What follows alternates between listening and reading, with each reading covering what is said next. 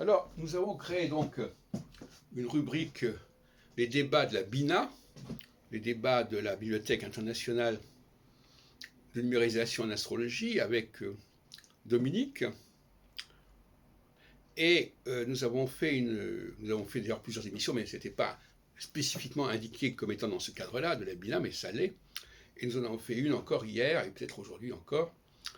Et toute la question, notamment, qui ressort de mes discussions avec Dominique, qui est un jeune chercheur qui n'a pas encore 30 ans, eh bien, c'est la question de la chronologie des positions d'un auteur. Par exemple, il risque d'y avoir une approche synchronique, c'est-à-dire voilà, tout ce que l'auteur a dit, ça s'équivaut. C'est aussi important pour lui. Non. Dans le cas de Barbault, il est évident, et vous verrez qu'il y a une vidéo là-dessus, je crois, que ce rejet du zodiaque, comme référence au niveau de l'astrologie qu'il met en avant, n'empêche pas qu'auparavant et précédemment, il ait pu s'intéresser au zodiaque pour une raison ou pour une autre. Parce que ça lui a été demandé, parce qu'il a travaillé dessus, etc. Mais il ne faudrait pas, pour autant, se faire une image trop hétéroclite, hétérogène de la pensée de Barbault en disant « oui, il a dit ça, mais il a dit ça aussi, puis il a dit encore ça, ça. » Non, il y a une continuité, ou plus exactement, il y a une logique qui fait qu'à un moment donné, Barbault s'éloigne complètement du zodiaque, qui n'a plus qu'une fonction ancillaire pour savoir où se trouve la planète, mais ça n'a plus de fonction au niveau sémantique.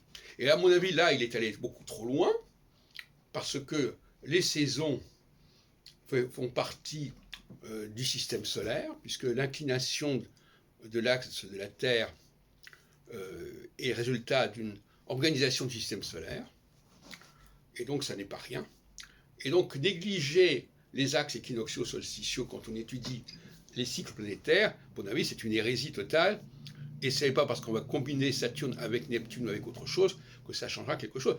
Il faut accepter l'idée d'une combinatoire entre les axes saisonniers, les axes tropiques et le cycle des planètes. Bon, je n'irai pas plus loin que là-dessus, mais je veux dire que moi, par exemple, je n'apprécierais pas non plus que l'on me dise qu'à un moment donné, j'ai écrit ceci ou cela. Par exemple, je me suis occupé du livre sur le Sagittaire en 1980. Je me suis occupé de la collection solaire un peu plus tard sur le zodiaque.